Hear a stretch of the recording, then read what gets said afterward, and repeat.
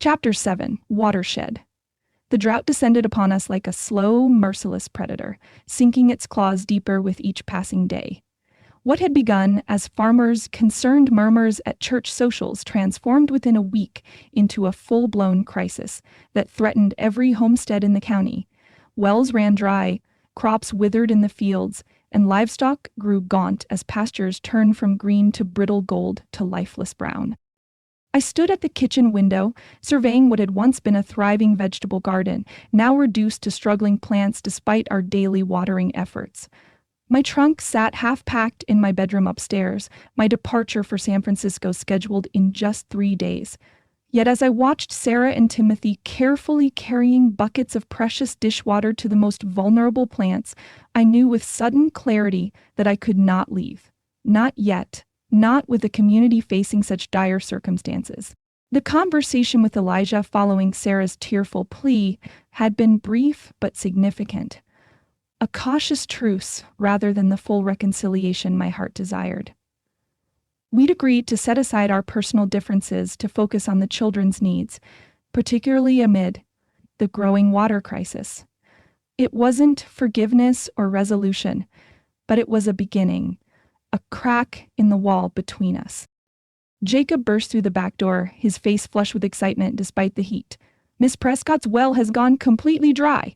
Pa says half the farms on the north side have no water left except what they're hauling from the creek. Where is your father now? I asked, drying my hands on my apron.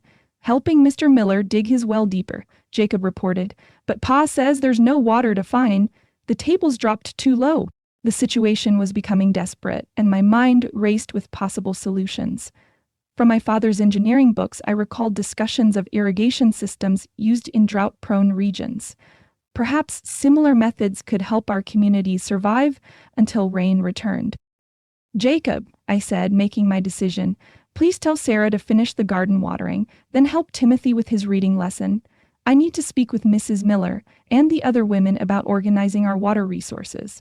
He nodded, eager for responsibility in the crisis. Are you still leaving, Miss Grace? With the drought and all? The question, so direct and hopeful, deserved an honest answer. I've decided to postpone my departure, I told him. The community needs every pair of hands right now.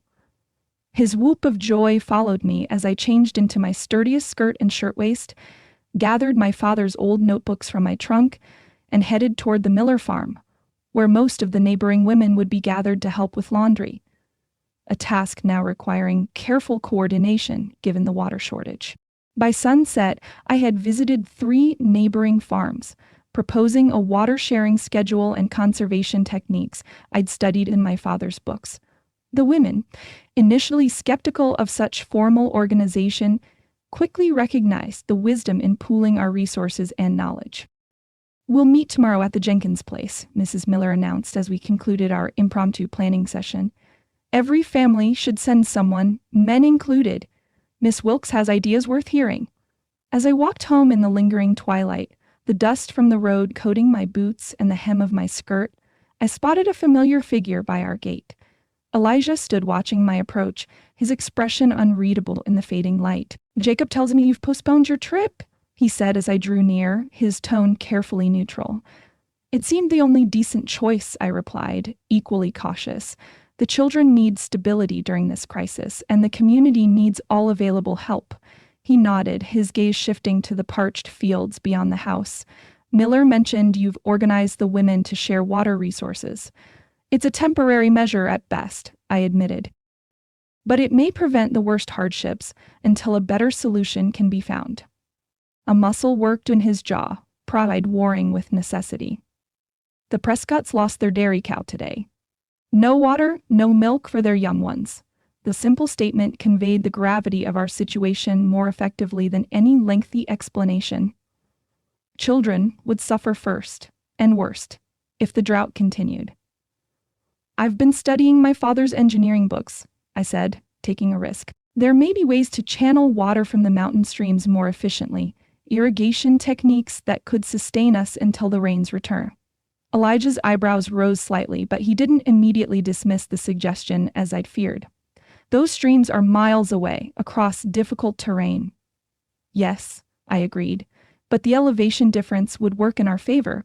Water naturally flows downhill, requiring less effort to transport once the channels are established. He studied me for a long moment, something shifting in his expression. You've given this considerable thought. I couldn't sleep last night, I admitted. The situation seemed to demand more than simple conservation. A faint smile, the first in days, softened his features momentarily. Always seeking solutions, aren't you? Never content to merely weather the storm. I recognized the olive branch for what it was, acknowledgement of my practical nature, without the resentment that had colored our recent interactions. Some storms require more than shelter, I replied. They require action. He nodded, holding the gate open for me to pass through. I'd be interested in seeing these irrigation ideas of yours, he said quietly, when you have time to explain them properly. It wasn't an apology or a declaration, but in that moment, standing in the dusty yard with the threat of ruin hanging over all we'd worked for, it felt like the first raindrop after endless drought. A promise of renewal if we could only hold on long enough. The town hall was packed to capacity. Every ranch and farm family in the county crowded onto the hard wooden benches, despite the stifling heat. Reverend Thomas stood at the front, his usual crisp appearance wilted by the relentless sun as he called the emergency meeting to order. Friends and neighbors, he began solemnly, we face unprecedented hardship as this drought continues. Wells are failing, livestock suffering, and crops withering in the fields.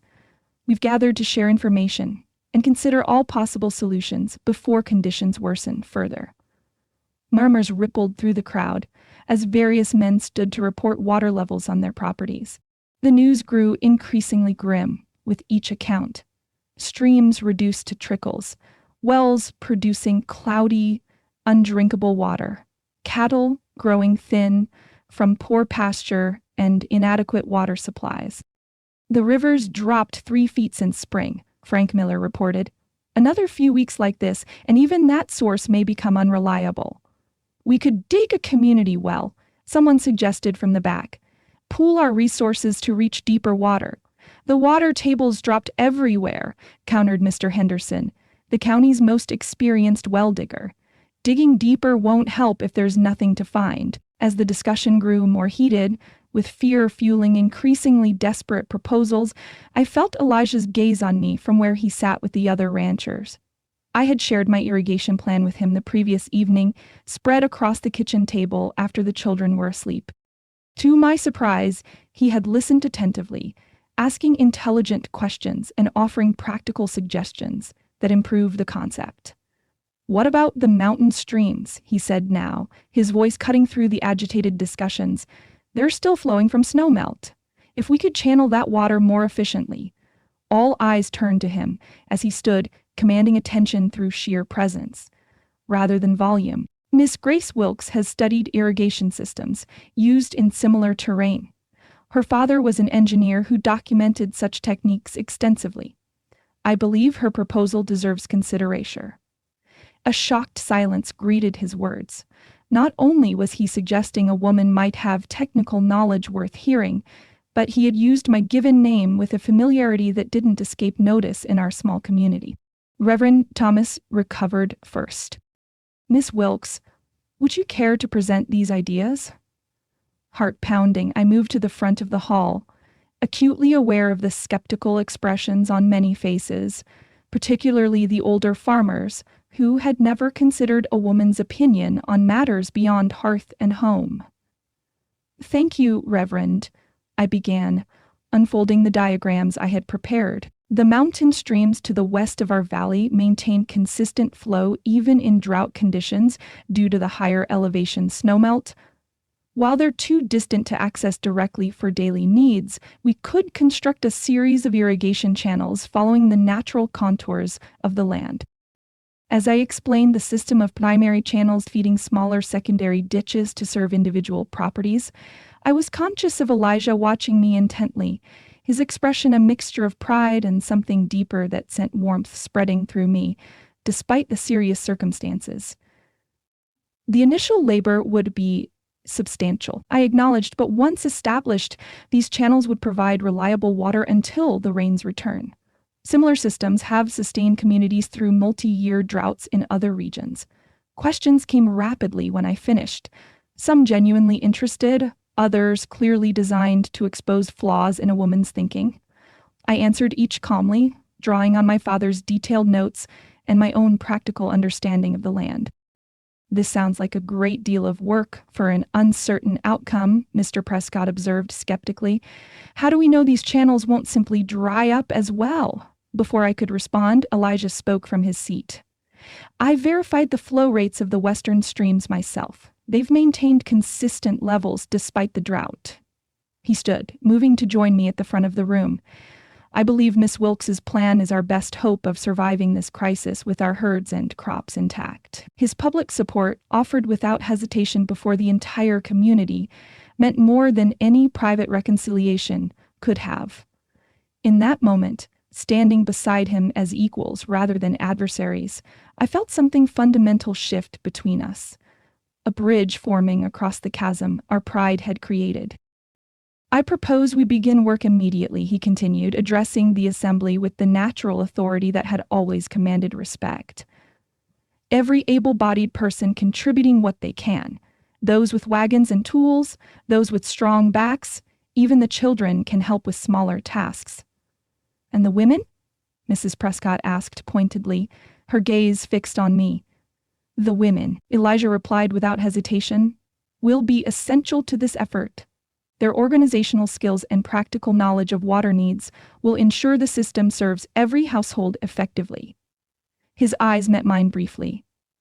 "As Miss Wilkes has demonstrated, innovative thinking isn't restricted to men alone." The simple statement, delivered matter-of-factly rather than as a radical pronouncement, silenced even Mrs. Prescott. One by one, the assembled families nodded their agreement, desperation overpowering tradition, as the reality of our situation sank in. By meeting's end, work parties had been organized, tools inventoried, and a survey team assembled to mark the channel routes the following morning. As people filed out, many stopped to examine my diagrams more closely, their initial skepticism giving way to cautious hope. When only a few stragglers remained, Elijah approached me, his expression more open than it had been since our argument. "You were impressive today," he said quietly. "Clear, knowledgeable, unshakable, despite the questioning." "Thank you for your support," I replied, gathering my papers with hands that trembled slightly from the lingering excitement. "It made all the difference." "I spoke only the truth," he said simply. "Your plan may save this valley, Grace. I'd be a fool to let pride stand in the way of that, or to deny credit where it's due." The admission, so contrary to his earlier resistance to my help, revealed how far we had come in a few short days. The drought that threatened everything he had built had also washed away some of the barriers between us, leaving clearer vision in its wake. "We should head home," he said after a moment. "Early start tomorrow if we're to begin the survey work before the heat becomes unbearable." As we walked to the wagon where the children waited, his hand came to rest briefly at the small of my back, a gesture of support and connection that, despite its brevity, kindled hope in my heart that perhaps not all was lost between us after all. The irrigation project transformed our community in ways I could never have anticipated. Neighbors who had barely spoken beyond Sunday greetings now worked side by side from dawn until dusk, digging channels, constructing simple wooden gates to control water flow, and solving problems as they arose with remarkable ingenuity. Women who had initially viewed me with suspicion now sought my opinion on the most efficient water distribution for their households. Men who had dismissed book learning now pored over my father's diagrams, adapting them to our specific terrain with practical modifications born of their intimate knowledge of the land. I worked wherever needed, sometimes helping the women organize meals for the work crews, other times alongside the men measuring channel depths and calculating flow rates. The distinction between women's work and men's work blurred as necessity demanded all hands contribute their unique skills to our collective survival. Each evening, exhausted but satisfied, I returned home with the children and Elijah to share simple meals and review the next day's plans. The formality that had characterized our interactions since the argument gradually gave way to a more natural companionship. Not quite the easy intimacy we had begun to develop before, but a foundation upon which something new might yet be built. A week into the project, I was helping measure the main channel's depth near the Henderson property when Elijah approached, expression unusually animated. "Grace," he called, dispensing with formalities in his excitement. "I need to show you something. Can you spare an hour?" Intrigued by his manner, I handed my measuring stick to Jacob, who had been assisting me with surprising diligence. "Continue along this section," I instructed. "Remember, consistent depth is crucial for proper flow." He nodded, seriously, pleased with the responsibility. "Yes, ma'am. I'll make sure it's exactly right." Elijah led me to his horse, already saddled with a leather satchel secured behind. "We need to check something at the ranch," he explained, offering his hands to help me mount. "Something that might change everything." The ride home passed in comfortable silence, though I could sense his suppressed excitement in the way he occasionally glanced at me, a half smile playing at the corners of his mouth. Whatever discovery he had made, it clearly brought him genuine pleasure, a rare enough sight in recent weeks to warm my heart regardless of the cause. At the ranch, he led me directly to his study, a small room off the main parlor that I had rarely entered out of respect for his privacy. Maps and documents covered every surface, with particular focus on a large yellowed parchment spread across the desk. "I was reviewing the original property boundaries for the irrigation project," he explained, gesturing me closer, "when I found this in my grandfather's papers. It's the original land grant and water rights documentation from 1842. I leaned over the fragile document, trying to decipher the elaborate script.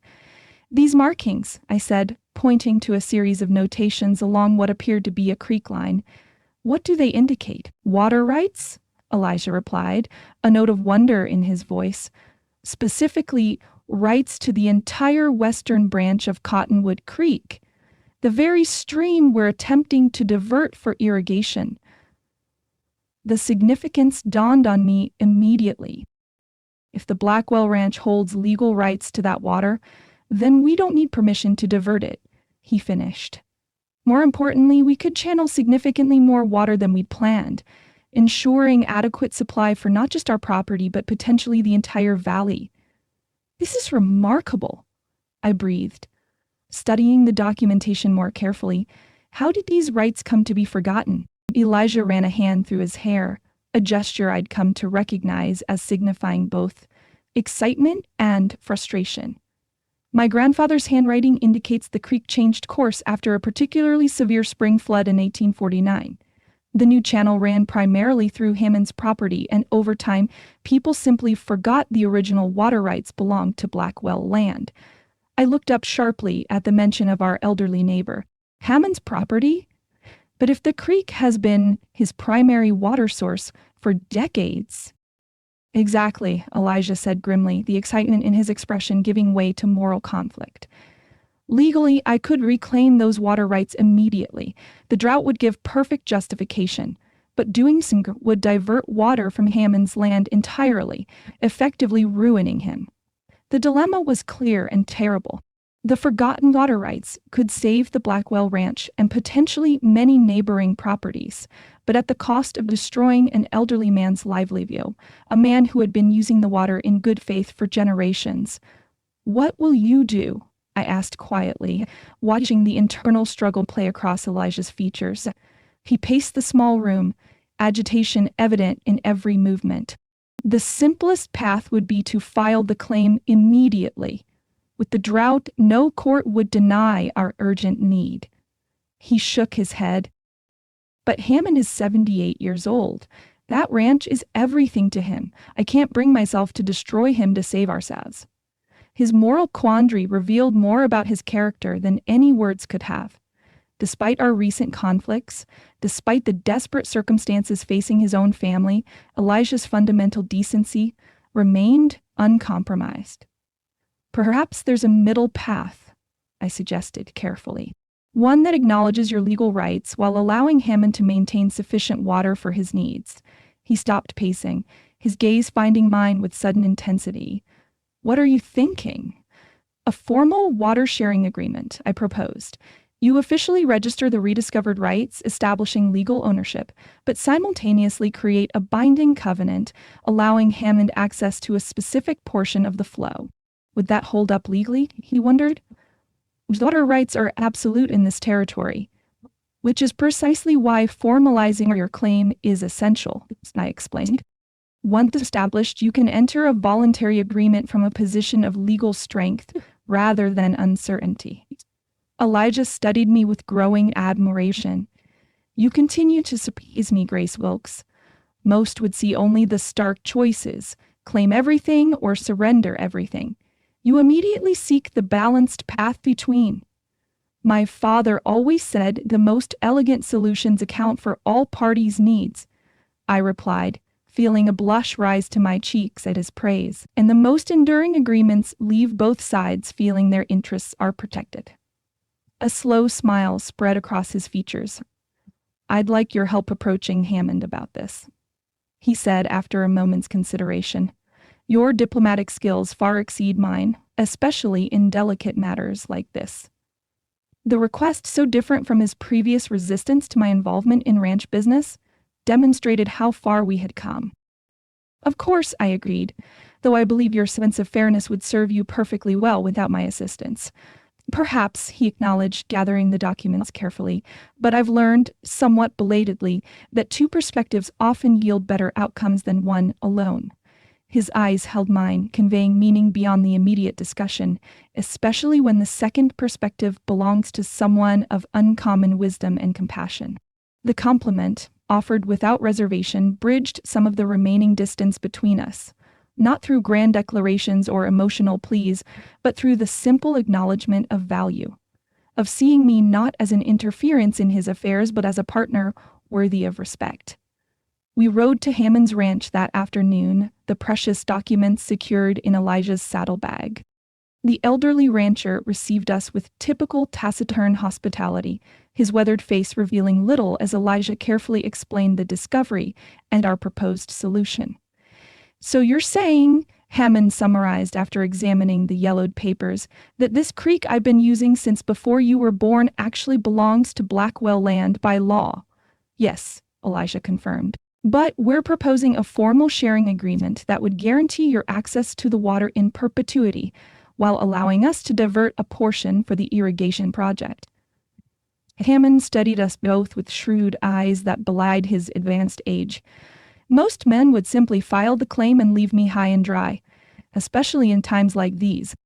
That wouldn't be right, Elijah said simply. You've worked this land honestly, without knowledge of the original boundaries. Your need for water is as great as ours. The old man's gaze shifted to me. And this sharing notion, was that your doing, Miss Wilkes? I hesitated, unwilling to claim credit for what had been a mutual decision. Mr. Blackwell and I discussed various options. The agreement seemed the most equitable solution for all concerned. A hint of a smile creased Hammond's leathery face. Diplomatic answer. But I've known Elijah since he was knee-high to a grasshopper. Fair, yes, but not one for complicated compromises. He turned back to Elijah. You've found yourself a wise woman here. Best listen to her more often. To my surprise, Elijah nodded without defensiveness. I'm learning that lesson, albeit slowly. Hammond leaned back in his chair, decision apparently made. Well, I won't pretend I'm pleased to learn I've been using someone else's water all these years, but I appreciate you coming to me directly instead of through lawyers. He sighed, gazing out his window toward the parched landscape. Truth is, I've been considering my options anyway. No children to inherit, getting too old to manage alone. You're selling? Elijah asked, clearly surprised. Had an offer from those developers from back east, Hammond confirmed. Good money, but didn't sit right, thinking of this land being carved up for city folks' summer homes. He fixed Elijah with a penetrating stare. Your water sharing plan, would it allow for the possibility of you purchasing my property eventually, keeping it as working ranch land? The conversation took an unexpected turn as the two men discussed potential terms for a future land sale, with Hammond clearly relieved at the prospect of his beloved ranch being preserved rather than subdivided. By the time we departed, not only had we secured agreement for the water sharing plan, but laid groundwork for the eventual expansion of the Blackwell Ranch when Hammond decided to retire. As we rode home in the golden afternoon light, I marveled at how completely the outcome had exceeded our most optimistic hopes. That went remarkably well, I observed. He seemed almost relieved by the arrangement. Sometimes what seems like conflict is actually opportunity in disguise, Elijah replied thoughtfully. Hammond needed a solution as much as we did, just a different kind than we initially imagined. The wisdom in his observation struck me forcefully. How many of our own conflicts had been similarly misunderstood? How often had we viewed situations as zero-sum competitions when collaborative solutions existed just beyond our immediate vision? You handled that beautifully, I said after a moment. He respected your straightforwardness and fairness. Elijah glanced at me, a smile warming his eyes. We handled it well together. Your presence changed the entire dynamic, made it a conversation rather than a confrontation. The simple acknowledgement of our effective partnership meant more than elaborate compliments ever could. As we rode side by side through the parched landscape, I felt something essential healing between us, not through dramatic declarations or apologies, but through shared purpose and mutual respect. The irrigation channels would bring life-giving water to our valley, but perhaps they were also creating channels of another kind, pathways for understanding to flow where barriers had once stood. The following weeks passed in a blur of exhausting labor and quiet triumphs as the irrigation system gradually took shape. With the water rights legally established and Hammond's cooperation secured, we modified the original plan to utilize the full capacity of the western stream, creating a network that would eventually serve every property in the valley. Sarah blossomed during this period of community effort, finding her voice more frequently as she worked alongside other children sorting stones from the channel paths or carrying water to thirsty workers. I watched with quiet joy as she began speaking not just to her family, but to neighbors and friends, her confidence growing with each successful interaction. One evening, as Elijah and I sat on the porch reviewing the next day's work assignments, Sarah joined us with a solemnity that suggested something important on her mind. "Pa," she said, settling beside him on the step. "Can I tell you something important?" "Of course, darlin'," he replied, giving her his full attention. "Anything at all." She traced patterns in the dust with the toe of her boot, gathering courage. "I wanted to tell you why I stopped talking. After Mama died." Elijah went very still, his hand finding hers with gentle reassurance. "I'm listening, Sarah." "I thought," she began haltingly, "I thought if I talked about happy things, it would make you sad, because Mama wasn't here to see them." Her voice dropped to a whisper. "And if I talked about sad things, it would make everyone feel worse. So it seemed better not to talk at all." The simple explanation, delivered with a child's devastating honesty, brought tears to my eyes. Elijah gathered his daughter close, his own eyes suspiciously bright in the fading light. "Oh, Sarah," he murmured into her hair, "I'm so sorry I made you feel that way. Your voice, your happiness, would never cause me pain. Your mother would want more than anything for you to speak and laugh and share your thoughts." "I know that now," she said, pulling back to look at him directly. "Miss Grace helped me understand. She said Mama would be sad if I stopped being happy just because she was gone." Elijah's gaze lifted to meet mine over Sarah's head, gratitude and something deeper darkening his eyes to the color of twilight sky. "Miss Grace was absolutely right," he told Sarah gently, "and I'm thankful every day that she came to help us remember how to be happy again." The simple acknowledgement, spoken without reservation before his daughter, healed something deep within me that had been wounded by our recent estrangement. Whatever happened between us in the future, I would always treasure the knowledge that I had helped this family find their way back to joy. Later that night, after the children were asleep, I sat at my small desk contemplating the letter that had arrived that morning from the San Francisco Ladies' Seminary. The school board requested immediate confirmation of my acceptance, noting that several qualified candidates awaited my decision should I choose to decline the position. The deadline I had been dreading had arrived, forcing a choice I wasn't prepared to make. The teaching position represented security, independence, and the fulfillment of long-held professional ambitions. Yet as I stared at the formal letterhead, I realized those ambitions had shifted beneath my feet like sand in a flowing creek. Here, in this drought-stricken valley where every day brought new challenges and hard-won triumphs, I had found purpose beyond classroom walls.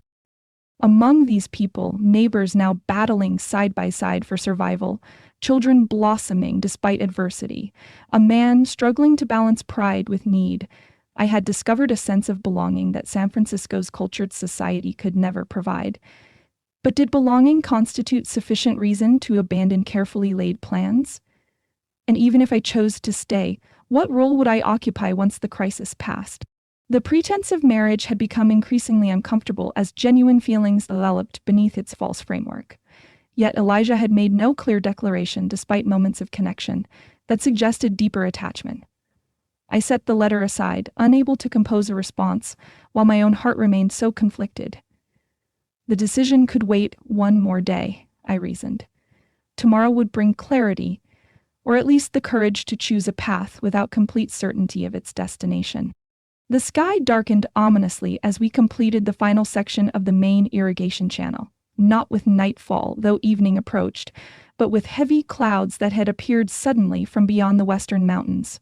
Workers paused in their labors, faces turned upward with expressions of disbelief and cautious hope.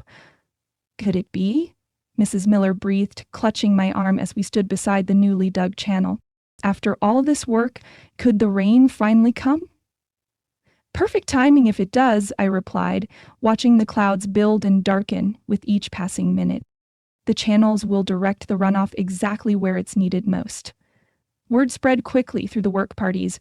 Rain might be imminent. Children ran, excitement.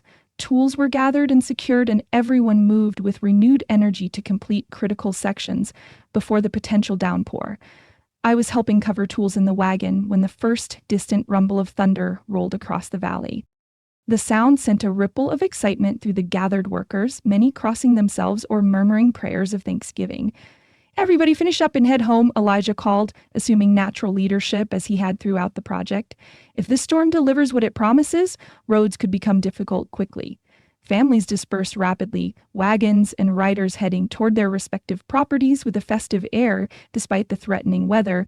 Our own children bounced with excitement in the back of our wagon as Elijah handled the reins, urging the horses to a brisk pace. "Will it really rain, Miss Grace?" Timothy asked for the dozenth time, enough to fill the channels. "I believe it might," I replied, sharing his excitement despite the increasingly menacing sky. After weeks of relentless sun and dust, the prospect of rain felt almost miraculous. We had just reached the ranch yard when the first fat droplets began to fall, scattered at first, then quickening to a steady rhythm that raised dust from the parched earth. Elijah helped me from the wagon as the children scrambled down on their own, faces upturned in wonder at the unfamiliar sensation of rain on their skin. "Get inside before you're soaked," he instructed them, though his tone lacked conviction as he too stood mesmerized by the increasingly heavy rainfall. "Can't we stay out a little while?" Jacob pleaded. "We're already dirty from digging all day." Elisha and I exchanged glances, neither of us having the heart to deny them this moment of joy after so many weeks of hardship. "Just a few minutes," he conceded, "then inside for dry clothes before supper." The children whooped with delight, running in circles through the yard as the rain intensified, plastering their clothing to their small bodies and washing away weeks of accumulated dust and worry in equal measure. "You should go in," Elijah told me, noticing how my own clothing had already begun to cling damply to my shoulders. No sense in everyone getting drenched. But I couldn't bring myself to step away from this moment, this culmination of community effort, natural blessing, and shared triumph. "I don't mind," I said, smiling as raindrops traced cool paths down my cheeks. It feels like a benediction after everything we've been through. Understanding dawned in his eyes as he watched me, something shifting in his expression. It does indeed, he agreed softly. The rain fell harder now, drumming on the roof of the porch and transforming the yard to mud within minutes. The children continued their joyful celebration, splashing in rapidly forming puddles with abandon. I moved away from the shelter of the wagon, stepping into the open yard where nothing impeded the cleansing downpour. Tilting my face upward, I closed my eyes against the torrent, feeling weeks of tension and uncertainty wash away with the dust of our labors. When I opened them again, Elijah stood before me, rain streaming down his face and plastering his shirt to broad shoulders. His hair, darkened to near black by the water, curled against his neck in a way that made him appear younger, unburdened, the man he might have been without grief and struggle to age him prematurely. "Grace," he said, his voice barely audible above the rainfall. "I need to say something while I still have the courage." My heart stuttered in my chest as he moved closer, close enough that I could see raindrops caught in his eyelashes, and the nervous working of his throat as he swallowed. "These past weeks," he began, "watching you organize our neighbors, design the irrigation system, work alongside men twice your size, digging channels. I've never seen such determination, such spirit." His voice dropped lower still. "Such beauty." The word, so unexpected from a man who rarely spoke in such terms, sent warmth spreading through me despite the cool rain soaking my skin. "You've transformed not just my family but this entire community," he continued, "connected us when I would have remained isolated in my pride, taught us to work together when I would have struggled alone." "The community did the work," I demurred, uncomfortable with such praise. "I only suggested a direction." "You did far more than that," he insisted gently. "You showed us a better way to face adversity, not as separate ranches jealously guarding resources, but as neighbors sharing both burden and blessing."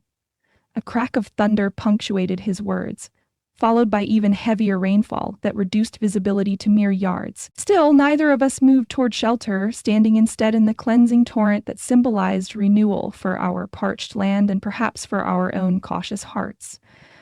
"I've been a fool, Grace," Elijah continued, moving closer still until I could feel the warmth of him even through rain-soaked clothing, "pushing away the very person who understood what I needed most. Fighting help when accepting it would have brought not weakness, but strength." "We're both stubborn," I acknowledged, my voice unsteady with emotion and rain. "Too proud for our own good at times." "Stay," he said suddenly, the single word carrying the weight of 1,000 unspoken feelings. "Not temporarily, not as an employee or even a friend. Stay as my partner in all things, my wife in truth, not pretense." The proposal, delivered without prelude or prettifying, struck with the same force as the rain now pounding all around us. Direct, honest, unadorned, perfectly suited to this man who valued plain speaking above elaborate declarations. "The children need you," he continued, mistaking my stunned silence for hesitation. "I need you, not to rescue us or fix what's broken, but to share in building something stronger than what existed before." I opened my mouth to respond, my heart already forming the answer my mind had been reluctant to acknowledge: that San Francisco held no appeal compared to the life I had found here, with this family, with this man. Before I could speak, however, 3 small bodies hurtled through the rain to collide with us, nearly toppling me backward into the mud. The children, soaked to the skin and laughing wildly, wrapped themselves around us in a group embrace that tangled all 5 of us together in a sodden, joyful knot. "Look at the channels, Pa!" Jacob shouted, pointing toward the newly dug irrigation ditches that now ran with swift-moving water. "They're working just like Miss Grace said they would. The garden will be saved," Timothy added, spinning in circles with his face upturned to the deluge. Sarah, sandwiched between Elijah and me in our interrupted moment, looked from one adult face to the other with keen perception. "Did you ask her yet, Pa?" she inquired with the directness of childhood. "Did you ask Miss Grace to stay forever?" Elijah's eyes, filmed with rainwater and emotion, remained fixed on mine over Sierra's head. "I was just getting to that part," he admitted, a smile breaking through his solemn expression. "Well, hurry up," Jacob urged, his usual impatience undiminished by the momentous nature of the conversation. "We're getting all pruny out here." A laugh bubbled up from my chest, releasing the tension of the moment. Here we stood, 5 souls drenched to the skin in a summer downpour, conducting what should have been an intimate conversation amid childish excitement and thunder. Yet somehow, it felt entirely right, this unconventional proposal surrounded by the children who had brought us together, backed by the symphony of rain striking thirsty earth, with irrigation channels flowing full around us as evidence of what we could accomplish together. "Children," Elijah said firmly, though his eyes sparkled with barely suppressed mirth.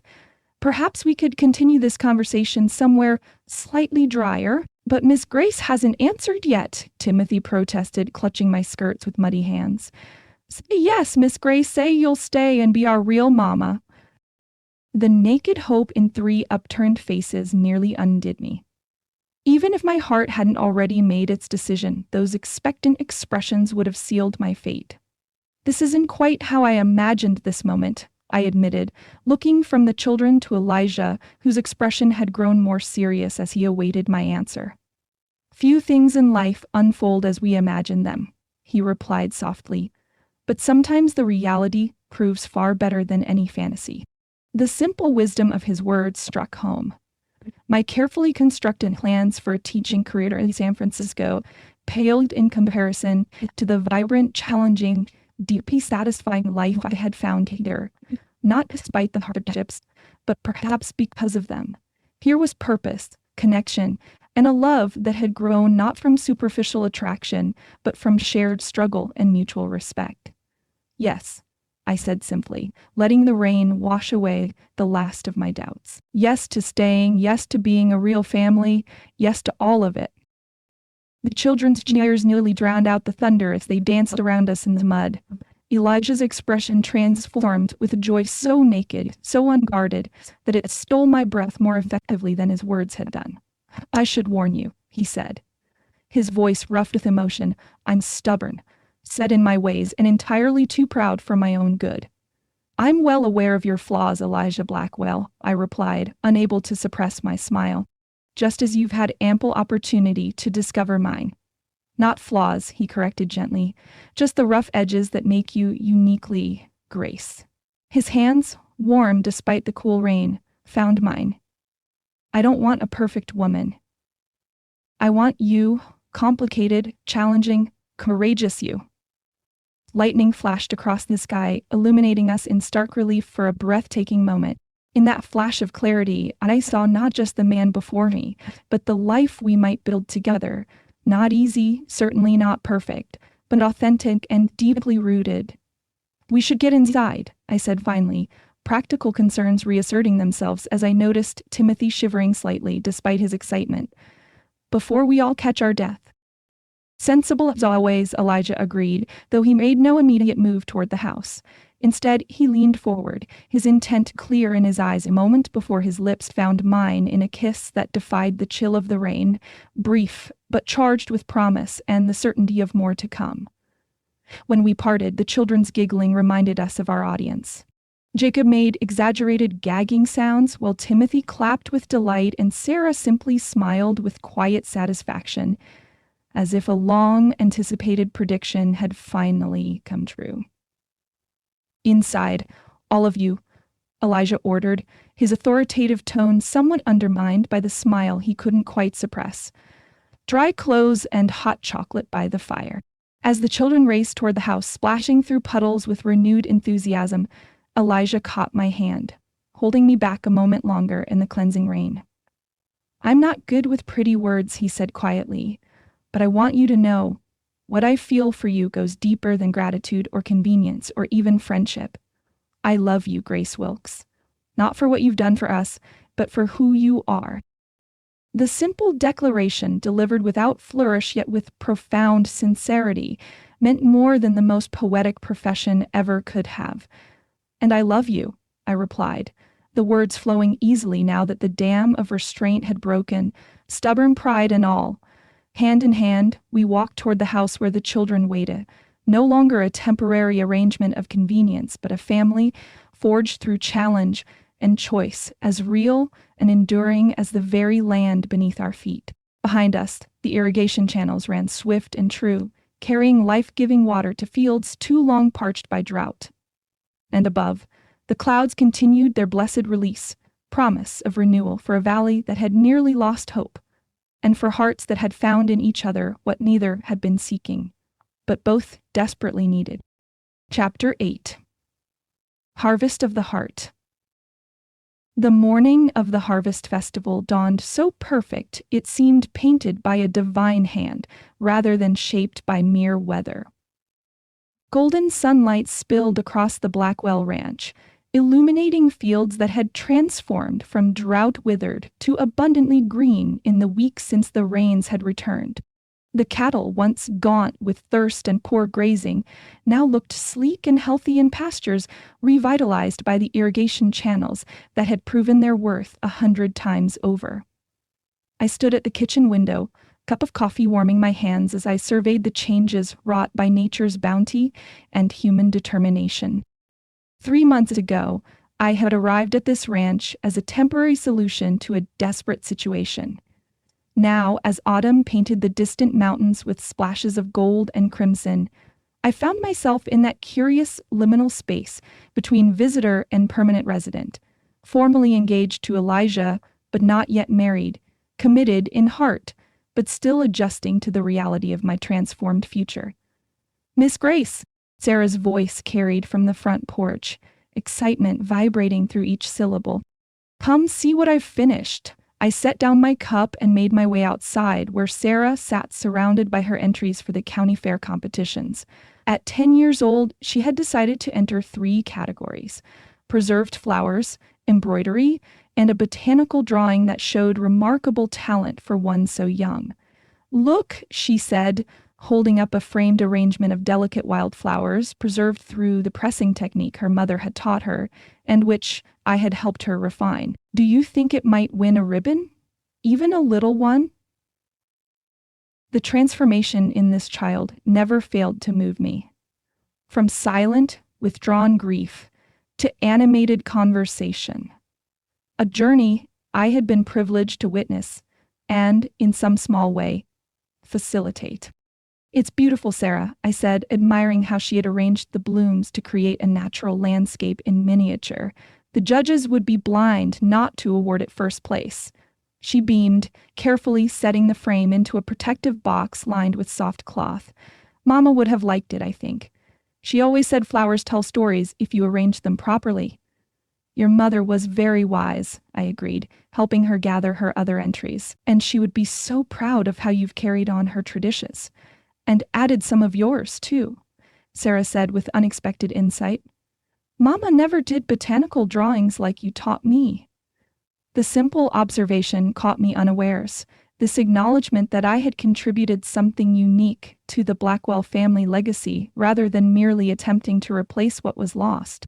Before I could respond, Jacob burst through the door, already dressed in his Sunday best despite it being only 7 in the morning.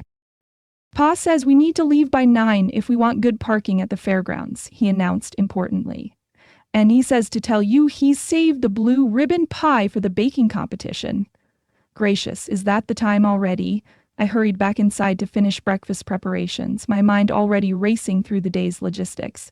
The Harvest Festival represented our first public appearance as an officially engaged couple, rather than our previous pretense of marriage. Somehow that honesty made me more nervous than the earlier deception had done. As I moved about the kitchen, preparing a hearty breakfast to sustain us through the long festival day, Timothy appeared in his best suit, hair slicked down with water in a valiant but doomed attempt at neatness. "Will there be a carousel?" he asked, clambering onto his chair. "Jacob says there might be a carousel this year." "I believe the flyer mentioned one," I confirmed, setting a plate of flapjacks before him, along with games of skill, competitions, music, and enough food to feed the entire territory. Elijah entered last, freshly shaved and dressed in his good suit, his dark hair still damp from washing. The sight of him, tall, clean-shaven, eyes bright with anticipation for the day ahead, sent a flutter through my stomach that had nothing to do with festival excitement. "Morning," he said, his gaze finding mine with the warm intensity that still caught me off guard. "Sleep well?" "Well enough," I replied, feeling a blush rise to my cheeks at the private smile we shared. Our engagement remained new enough that such simple exchanges carried undercurrents of meaning, invisible to others, but acutely felt by us both. He crossed to me, briefly catching my hand in his as I passed him the coffee pot. "Nervous about today?" he asked quietly, reading my expression with the insight born of months of close observation. "A little," I admitted. "It's our first public appearance since we decided to make our arrangement permanent," he finished, that half-smile playing at the corners of his mouth. "People have thought us married for months already. The only difference now is that soon it will be true." Put that way, my anxiety seemed somewhat foolish.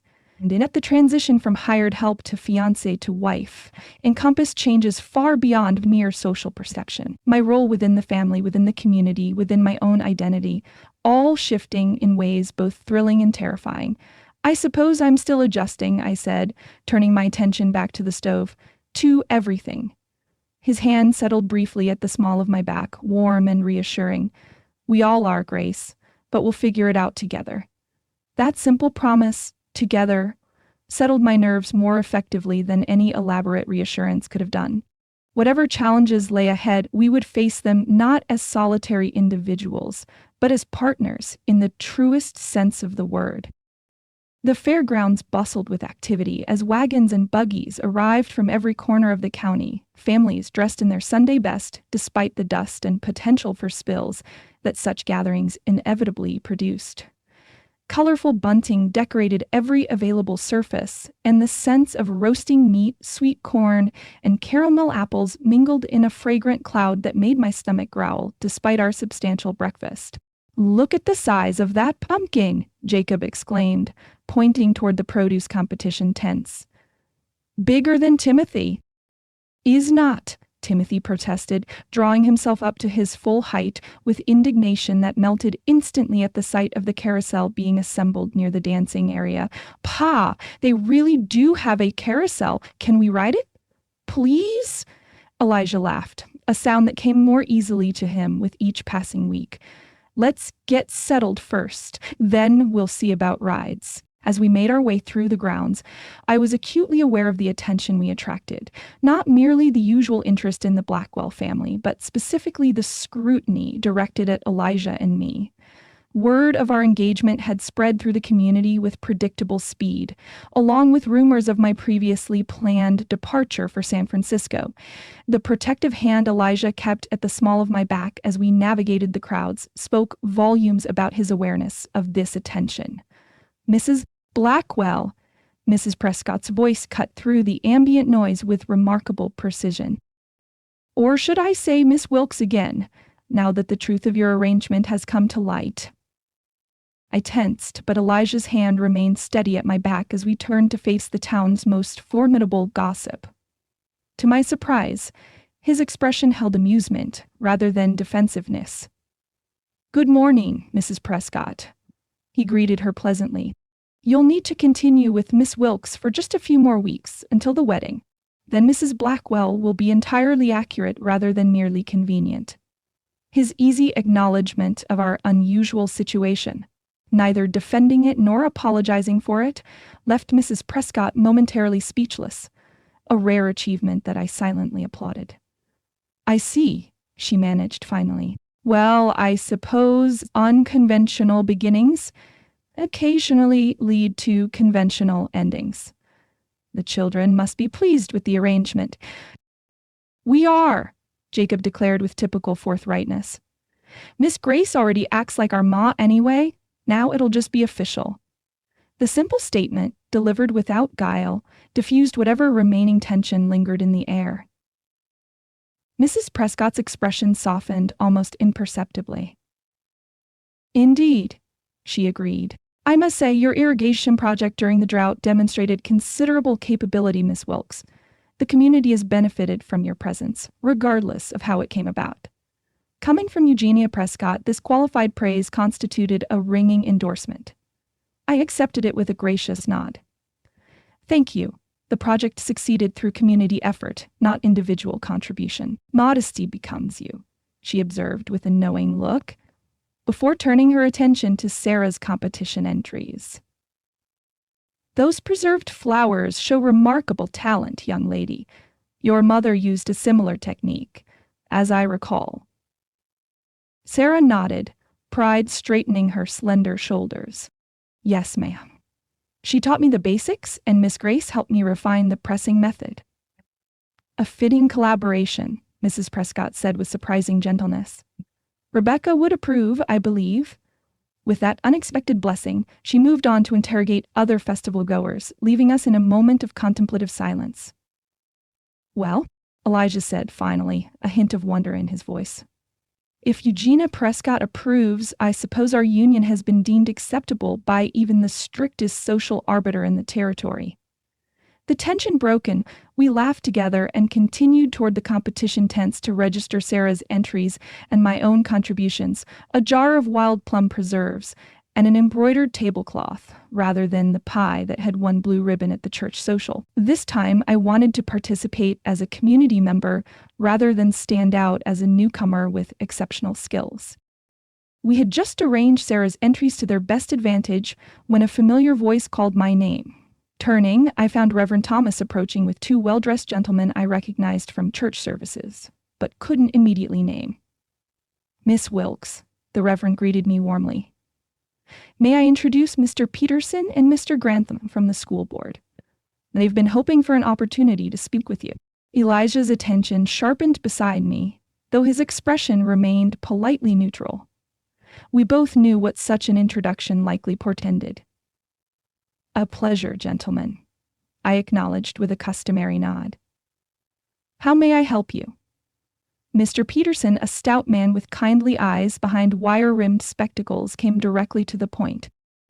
Miss Wilkes, we understand you have formal teaching experience from your position in Boston. Yes, I confirmed. I taught at the Young Ladies' Seminary for 5 years before coming west. Excellent, Mr. Grantham interjected.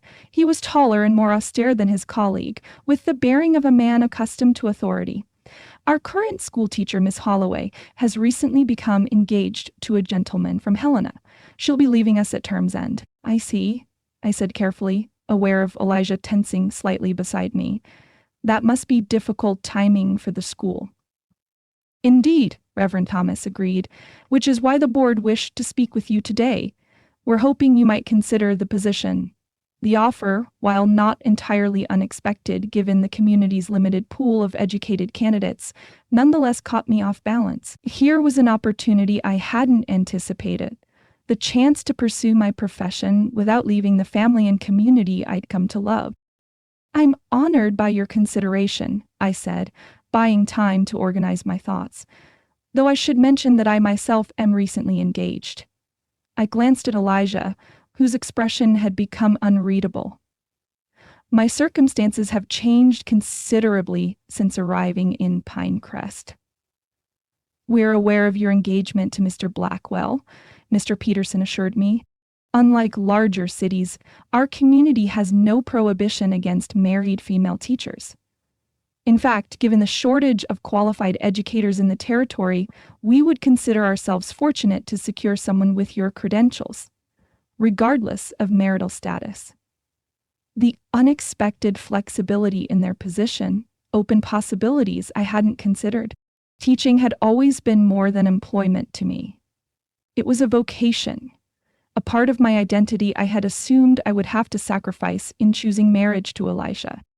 This is certainly worth discussing, I said carefully, though naturally I would need to consult with my fiancé regarding how such an arrangement might work with our family responsibilities. Of course, Reverend Thomas agreed. We don't need an immediate answer. The board simply wanted to extend the offer before you might make other arrangements. As the men moved away, after exchanging pleasantries with Elijah, I turned to find him watching me, with an expression I couldn't quite interpret. "You didn't mention you'd been considering teaching here," he said quietly. I hadn't been, I assured him quickly. This offer came as a complete surprise. He nodded, seeming to accept this, though something still troubled his expression. "Would you want to accept?" "If circumstances permitted." The question deserved honest consideration rather than a hasty response. "I love teaching," I said finally. "It's been part of who I am for many years, but my primary commitment would be to you and the children. I wouldn't consider accepting unless we agreed it could work for our family." Something in his face eased at this answer. "We'll discuss it later," he said, his hand finding mine briefly. "Today is for celebration, not decisions." As we rejoined the children, who had been eyeing a candy stand with undisguised longing during our conversation, I found myself in a curious state of emotional suspension, deeply grateful for the opportunity to potentially continue my profession, yet uncertain how such a role would integrate with my new identity as Elijah's wife and the children's mother. The question would require careful consideration, but as Elijah had said, today was for celebration. The decisions could wait for a quieter moment. The blue ribbon for preserved botanical arrangements goes to Sarah Blackwell for her Montana wildflower landscape. The announcement, delivered by Mrs. Henderson through a megaphone, sent Sarah into a state of stunned immobility. She stood frozen beside me, her eyes wide with disbelief, until Jacob nudged her none too gently. "That's you, Ninny. Go get your ribbon." The gentle prompting broke her trance, and she made her way forward to accept the blue satin ribbon attached to her carefully framed wildflower arrangement. The judge bent to say something to her that made Sarah's face transform with a genuine smile, a smile so like her mother's in Rebecca's journals that I felt my throat tighten with emotion. When she returned to us, cheeks flushed with excitement and blue ribbon clutched carefully in her small hand, her joy was incandescent. "They said it showed exceptional artistic vision and technical skill," she reported breathlessly, "and that the educational labeling of each species demonstrated scientific knowledge beyond my years." "Congratulations, darlin'," Elijah said, his voice rough with poorly concealed emotion. "Your mother would be bursting with pride right now." "Mama taught me which flowers press best," Sarah acknowledged, her happiness undimmed by the mention of Rebecca. "But Miss Grace showed me how to arrange them to tell a story with color and texture." She turned to me then, impulsively throwing her arms around my waist in a fierce hug. "Thank you, Mama Grace. I couldn't have done it without you." The room seemed to still around us, the casual endearment, spoken in the excitement of the moment without self-consciousness, revealing more about our family's transformation than any formal announcement could have done. In that unguarded moment of joy, Sarah had named me not as replacement, but as addition, expanding rather than erasing the definition of mother in her heart. I returned her embrace, unable to speak past the emotion clogging my throat. Over her head, I met Elijah's gaze and found his eyes suspiciously bright as well, the significance of the moment not lost on him. As the crowd returned to its usual bustling activity, our family moved through the exhibition area in a haze of quiet joy, the blue ribbon carefully pinned to Sarah's dress like a badge of shared triumph. "I should check on something at the livestock pavilion," Elijah said suddenly as we finished viewing the handicraft displays. "Would you mind watching the children for a while?" The request seemed odd, given that we had already visited the livestock area earlier, but I nodded agreement. "Of course. We'll see the preserves competition results and perhaps try the carousel." "Excellent," he said, kissing my cheek with uncharacteristic public demonstration before leaning closer to whisper, "You were right to encourage her artistic talents. Thank you for seeing what she needed." Before I could respond, he strode away, leaving me with a curious sense that his sudden errand involved more than checking livestock. The feeling intensified when I spotted him deep in conversation with Matthew near the edge of the fairgrounds, both men's heads bent together in a manner suggesting conspiracy rather than casual conversation. "What is your brother plotting with my fiancée?" I asked Mrs. Miller, who had joined me to view the preserves competition. She followed my gaze, a knowing smile creeping across her face. Can't say for certain, but if I were you, I'd prepare myself for an important conversation before day's end. He already proposed marriage, I pointed out, confused by her cryptic response. What more could there be to discuss? There's proposing out of necessity or convenience, she replied with the wisdom of 30 years of marriage. And then there's proposing from the heart, with all the proper romantic trimmings. Seems to me you've had the first, but perhaps not yet the second. The suggestion left me oddly flustered. Elijah had asked me to stay during the rainstorm. True, but circumstances had interrupted before we could fully express our feelings. Since then, we had moved forward with wedding plans with practical efficiency rather than romantic declarations. Elijah isn't one for elaborate gestures, I said, though even as I spoke, I recalled the tenderness in his eyes when he looked at me, the way his hand sought mine in quiet moments. Mrs. Miller patted my arm with grandmotherly affection. Every man has hidden depths, my dear. Even the most practical can surprise you when properly motivated. The carousel music drifted across the fairgrounds, drawing the children's attention.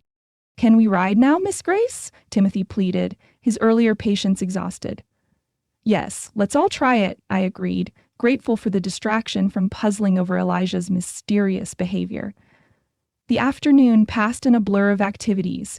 Carousel rides that left Timothy breathless with excitement, Jacob's unexpected success in a horseshoe tossing competition, a picnic lunch spread under the shade of ancient cottonwoods at the edge of the fairgrounds. Yet through it all, I found myself watching for Elijah's return, curious and somewhat nervous about what might be unfolding beyond my knowledge. When he finally reappeared late in the afternoon, he seemed oddly distracted, responding to the children's excited recounting of their adventures with uncharacteristic absent-mindedness. Pa, you're not listening, Jacob complained after describing his horseshoe victory for the third time without receiving appropriate paternal enthusiasm. Sorry, son, Elijah replied, visibly pulling his thoughts back to the present, just working through some ranch matters in my head. You said you won by 3 points? As the sun began its descent toward the western mountains, painting the fairgrounds in golden light, Timothy and Jake approached me with expressions of elaborate innocence that immediately roused my suspicion. Miss Grace, Timothy began with rehearsed formality, would you come fishing with us at the lake?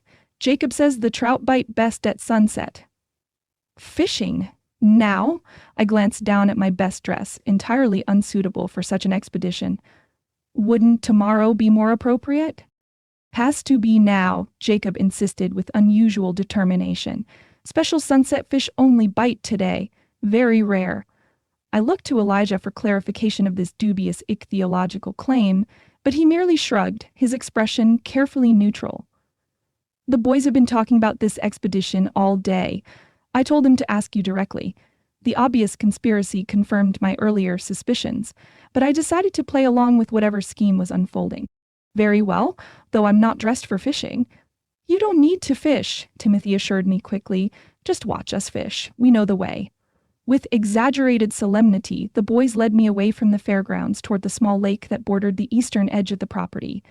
Sarah had disappeared with a vague excuse about helping Mrs. Miller with something, leaving me entirely in the hands of my young escorts. Where exactly are these special sunset fish? I asked, as we followed the well-worn path toward the lake, my curiosity growing with each step. You'll see, Jacob replied with poorly concealed excitement. Almost there now. As we rounded the final bend in the path, the lake came into view, along with a sight that stopped me in my tracks. At the water's edge stood a small gazebo I had never noticed before, festooned with autumn flowers and glowing with the light of several lanterns against the approaching dusk. Beside it stood Elijah, his tall frame silhouetted against the sunset-gilded water, hat in hand, an expression uncharacteristically nervous as he watched our approach. Surprise! Timothy squealed, unable to maintain the pretense any longer. There aren't any special fish. It was a trick to bring you to Pa's. Surprise! I see that now, I managed, my heart suddenly racing with understanding. This was what Mrs. Miller had meant by proper romantic trimmings. A gesture entirely unexpected from practical, straightforward Elijah Blackwell. Go on, Jacob urged, giving me a gentle push forward. Pa's been planning this all week. Matthew helped build the gazebo, and Sarah and Mrs. Miller did the flowers. You boys head back to the festival now, Elijah called, his voice carrying across the still water. Find Sarah and tell her everything's ready. With excitement barely contained, the boys raced back toward the fairgrounds, leaving me to walk the final distance to the gazebo alone, each step bringing me closer to the man who had transformed from employer to friend to beloved through the strangest circumstances imaginable. I hope you'll forgive the somewhat elaborate deception, Elijah said as I reached him, his expression a mixture of nervousness and tender anticipation. There was mention of rare sunset feeding fish, I replied, unable to suppress a smile. Quite the imaginative detail. Jacob's contribution, he acknowledged with a brief laugh. The boy has a future in creative storytelling if ranching doesn't work out. He offered his hand, leading me into the gazebo where a small bench had been placed, offering a perfect view of the sunset across the lake. As we sat, I noticed subtle details that spoke of careful planning. The specific wildflowers that matched those in Sarah's winning arrangement. The hand-carved wooden frame around the bench that bore the intertwined initials E and G among decorative vines. This is beautiful, I said softly, genuinely moved by the effort such a gesture must have required from a man more comfortable with practical action than romantic demonstration. But you've already asked me to marry you, and I've already accepted. What's the occasion for such elaborate preparations? Elijah took my hands in his calloused fingers warm against mine. In the cooling evening air, our first engagement came during a crisis, surrounded by rain and mud and children. He began, his voice steadier now that the moment had arrived. It was honest and real, but not complete. How so? I asked, though I was beginning to understand his meaning. I never properly told you what you mean to me, he continued. How completely you've transformed not just my family's life, but my understanding of what partnership truly means. He took a deep breath, as if gathering courage for words that didn't come easily to him. I was so afraid of appearing weak that I couldn't recognize true strength when it stood before me. The strength to help without diminishing, to suggest without dictating, to care without smothering. The simple eloquence of his words, clearly prepared yet spoken from the heart, moved me more deeply than any flowery declaration could have done. When I first proposed, he continued, I spoke of practical needs, the children needing you, the ranch benefiting from your presence. All true, but woefully incomplete. His eyes, illuminated by the golden sunset light, held mine with an intensity that made my breath catch. I need you, Grace, not for what you can do or provide, but for who you are. Your mind, your spirit, your courage, your compassion. He reached into his pocket, withdrawing a small velvet pouch. I realized I'd ask you to marry me without offering a proper token of my commitment. From the pouch he drew a ring, a delicate gold band set with a single pearl surrounded by tiny diamonds. It was my grandmother's, he explained. My grandfather gave it to her after they'd weathered their first difficult year on this land together. As he slipped it onto my finger, his voice grew husky with emotion. Like them, we've already faced hardship together and emerged stronger. If you'll have me, Grace Wilkes, I promise to cherish you as my equal partner in all things, to value your mind as much as your heart, your independence as much as your devotion to our family. Tears blurred my vision as I gazed at the ring now resting on my finger, not an extravagant diamond meant to impress society, but a meaningful heirloom that spoke of endurance, partnership, and shared purpose. I've already accepted you once, I reminded him softly. Did you think my answer might change with the second asking?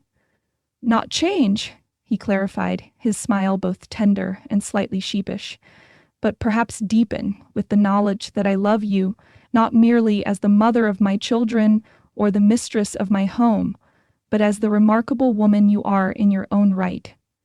The distinction mattered more than I could express, this recognition of my identity beyond the roles I would assume in marriage. In that case, I said, blinking back tears of joy, I accept again, with even greater certainty than before. His kiss, gentle yet filled with promise, sealed our renewed commitment as the sun dipped below the mountains, painting the lake in shades of amber and rose. When we finally drew apart, I remembered the school board's offer from earlier in the day. "I should tell you," I began, "about the teaching position." "I already know," he interrupted with a smile. "Reverend Thomas spoke with me weeks ago about the possibility. I told him I would support your acceptance if that's what you wanted." Surprised by this revelation, I studied his expression for any hint of reluctance. "Truly? You wouldn't mind having a wife who teaches?" "Mind?" He shook his head, genuine amusement lightening his features. "Grace, your intelligence and education are among the qualities I most admire in you. Why would I want you to set them aside now? But the practical considerations," I began, thinking of household responsibilities and childcare, "can be managed," he finished confidently. "Sarah is old enough to help more with the household, and Mrs. Jenkins has already offered to watch Timothy during school hours in exchange for Jacob helping her son with reading lessons." His expression grew more serious. "I won't pretend it will always be simple, but I believe we can create a life that honors both your vocations, as teacher and as the heart of our family." The thoughtfulness behind his words, the evidence that he had already considered how to make this work rather than dismissing the possibility outright, confirmed everything his proposal had expressed about his respect for my whole self. "I've already written to decline the San Francisco position," I confessed. "My heart belongs here, now, with you and the children. But I hadn't dared hope I might continue teaching as well." "Our arrangement began as a temporary solution to an immediate problem," Elijah observed, his arms slipping around my shoulders as we watched the final glow of sunset fade from the water. "Yet somehow it's become the permanent answer to questions neither of us knew we were asking." "God works in mysterious ways," I quoted softly, leaning into his embrace. "Indeed he does," Elijah agreed, sending me exactly what I needed, disguised as what I thought I merely wanted. As darkness settled over the lake, distant sounds of music and laughter from the harvest festival reminded us of the celebration continuing without us.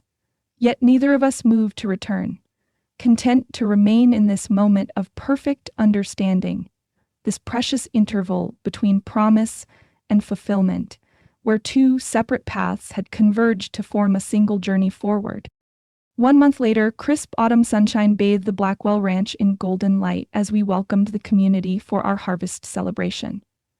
Our marriage 2 weeks prior had been a simple ceremony in the White Clapboard Church, attended by the entire county and followed by a reception that had lasted well into the evening. Today marked our first formal entertaining as husband and wife, a tradition Rebecca had established years ago that I was honored to continue. The ranch itself seemed to glow with renewal. Fresh paint brightened the house and outbuildings, autumn flowers filled planters along the porch, and golden pumpkins and corn shocks decorated the yard.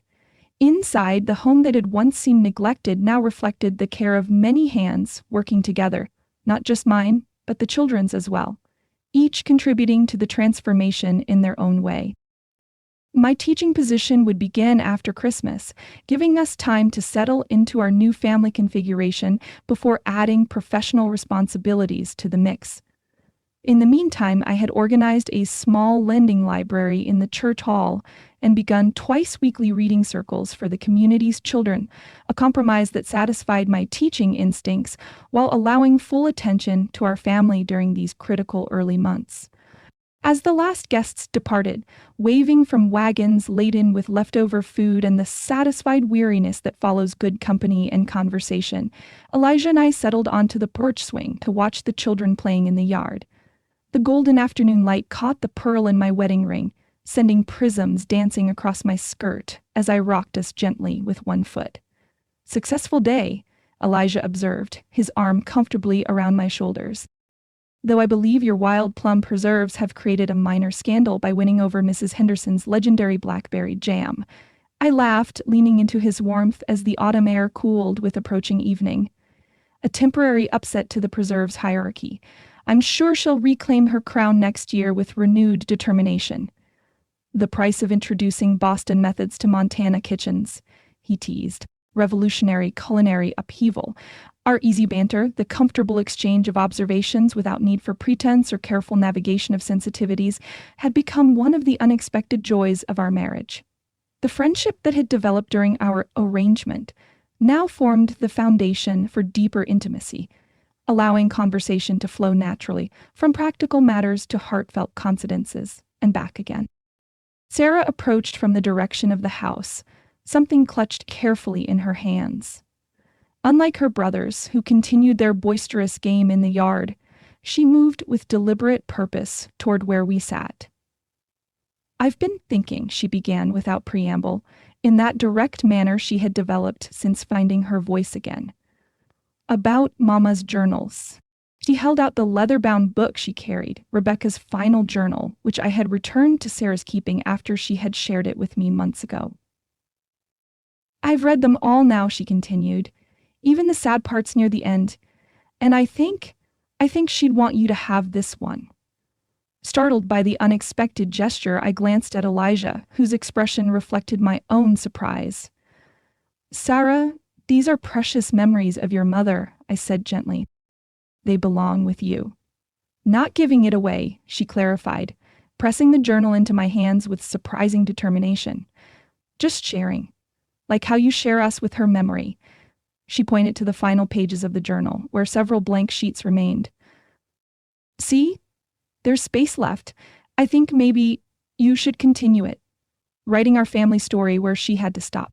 The profound wisdom in this suggestion, this recognition that a family story need not end with loss but could continue through new bonds and shared love, left me momentarily speechless. Elijah reached over to squeeze his daughter's shoulder, his eyes suspiciously bright. "That's a beautiful idea, Sarah. Your mother would approve, I think." Sarah nodded solemnly. She wrote in her last entry that she hoped love would find its way back to us. It did, just not the way any of us expected. With that observation, delivered with the straightforward insight of childhood, she returned to join her brothers in their game, leaving Elijah and me contemplating the journal in my hands. "Are you comfortable with this?" I asked him quietly. "It feels significant." "It is significant," he agreed, his arm tightening around my waist. "And entirely appropriate." Rebecca began the chronicle of this family's journey. You will continue it, not by erasing what came before, but by adding your own chapter to the story. As the sun dipped lower, painting the distant mountains in shades of purple and gold, I opened the journal to the first blank page. With Elijah's solid presence beside me, and the children's laughter providing a joyful backdrop, I dipped the pen in ink and began to write.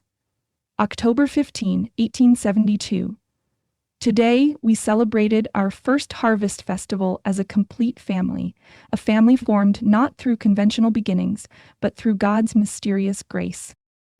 What began as a temporary arrangement born of necessity has blossomed into a love deeper and more authentic than either of us could have imagined. The words flowed easily, chronicling not just the day's events, but the journey that had brought us to this moment of perfect contentment. As darkness gradually claimed the yard and the children's play wound down to tired satisfaction, I continued writing by lamplight, recording for future generations the story of how the Blackwell family had been broken, then mended, then strengthened through the unexpected gift of second chances. Elijah read over my shoulder, occasionally offering a detail I had missed or a perspective I hadn't considered. Together, we captured not just facts but feelings, not just events but their meaning, the shared understanding that had grown between us through trials and triumphs alike. "The redemption trail," he murmured, reading my title for this new chapter of our family history. Fitting. Every trail has difficult passages, I observed, setting down the pen as weariness finally overtook inspiration. Ours certainly did, but the destination proved worth every challenging step.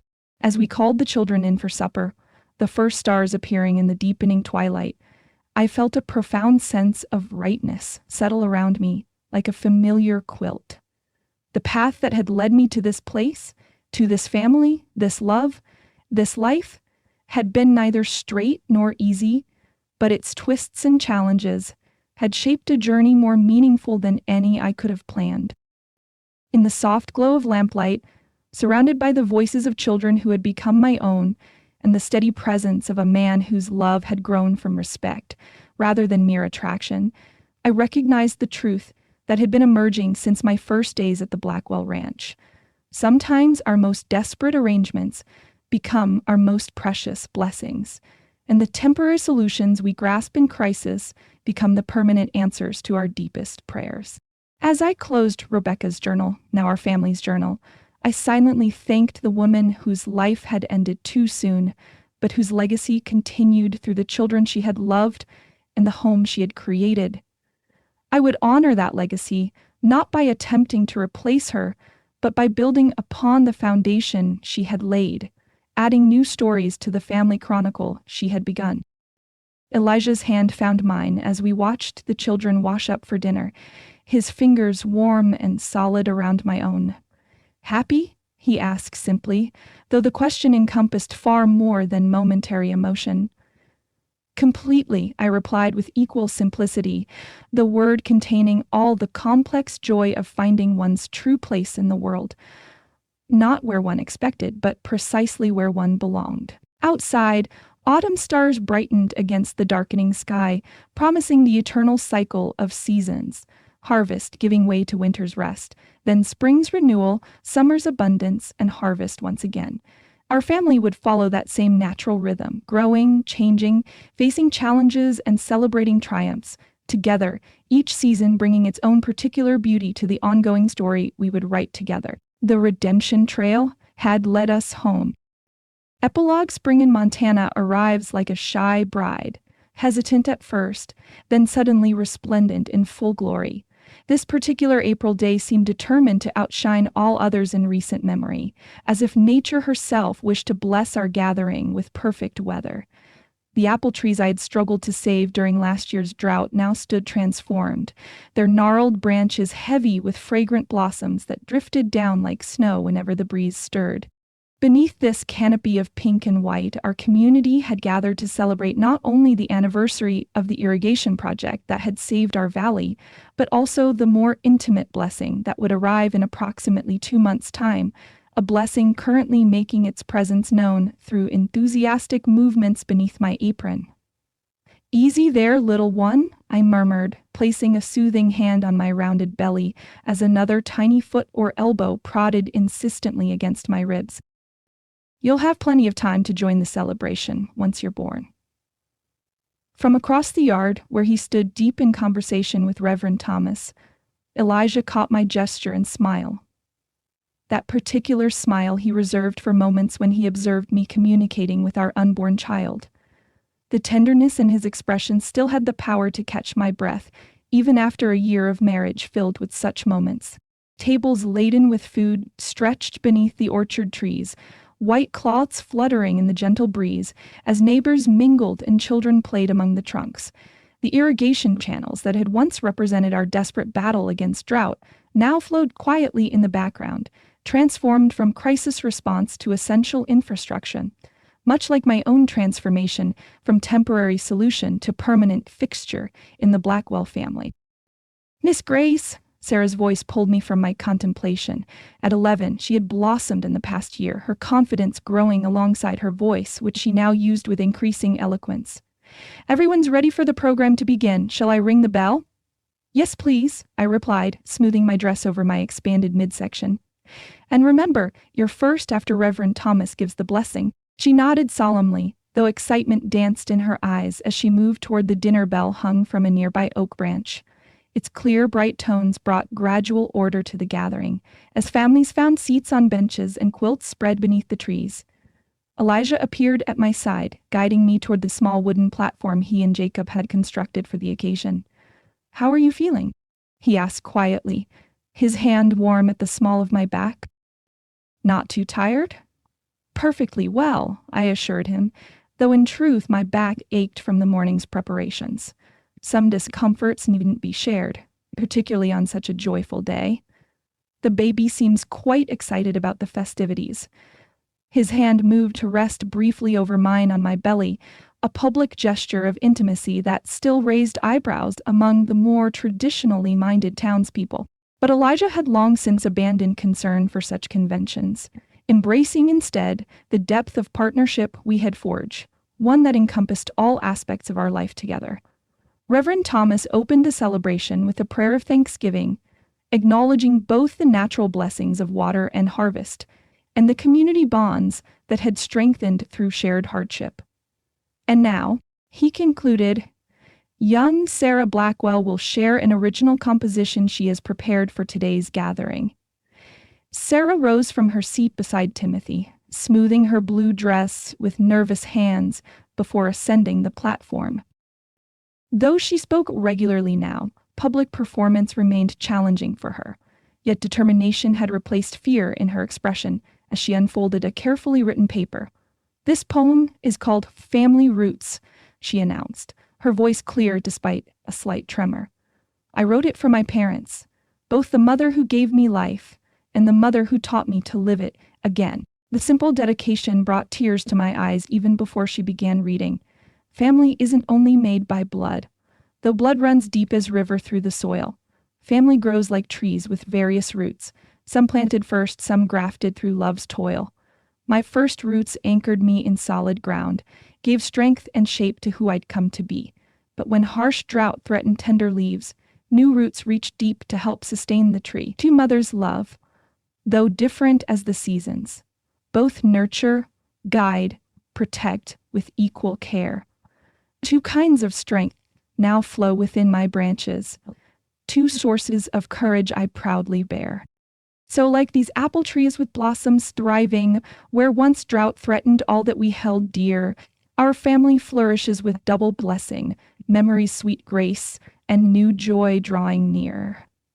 A hushed silence followed her final words, broken only by the sound of sniffling, as many in the audience, myself included, dabbed at eyes suddenly damp with emotion. Her simple verse had captured what I had never quite managed to articulate, how Rebecca's memory remained honored even as new bonds formed. How continuity and change could coexist without diminishing either. Elijah's arm tightened around my waist as Sarah returned to her seat, his own eyes suspiciously bright. "She's gifted with words," he whispered, pride evident in his voice. "Gets that from you, I expect?" "From both of us," I corrected gently. "Your letters during our courtship revealed unexpected poetic talents." A flush crept up his neck at the reminder of those letters, painfully formal at first, then increasingly revealing of the heart beneath his practical exterior. "Desperate times called for desperate eloquence," he murmured with a self-deprecating smile. The program continued with Jacob demonstrating the model irrigation system he had constructed for his school project, followed by Timothy's enthusiastic, if somewhat confused, recitation of a poem about spring flowers, in which daffodils mysteriously transformed into daffy downs and crocuses became crocuses. Throughout the presentations and the meal that followed, I watched with quiet contentment as our family moved among neighbors who had become friends during the past year's shared challenges. Jacob, now 9, and growing like a weed, helped Mr. Hammond navigate the uneven ground beneath the trees. Timothy charmed the elderly ladies with his gap-toothed smile, collecting cookies and compliments in equal measure, and Sarah stayed close to my side, taking on the role of hostess with a maturity that both impressed and occasionally saddened me, evidence of how quickly childhood slips away. As the afternoon mellowed toward evening, I found myself seated on a quilt beneath the largest apple tree, my back supported by its trunk, as I rested from the day's exertions. Elijah sat in conversation with Reverend Thomas nearby, their voices carrying clearly in the still air. "You've been blessed indeed this past year, Elijah," the Reverend observed, gesturing toward where Sarah helped Timothy construct a crown of apple blossoms. "Your family has flourished beyond what anyone might have expected after such difficult times." "God's grace," Elijah replied simply, though it came packaged differently than I'd anticipated. The Reverend chuckled at this. "Often does, in my experience. Our greatest blessings frequently arrive disguised as our greatest challenges." "True enough," Elijah agreed, his gaze finding me beneath the apple tree, When Matthew first suggested this arrangement with his sister, I saw it only as a temporary solution to an immediate problem. I couldn't imagine it becoming, he paused, searching for words, your greatest joy? Reverend Thomas suggested exactly that, Elijah confirmed softly. My salvation, in more ways than one.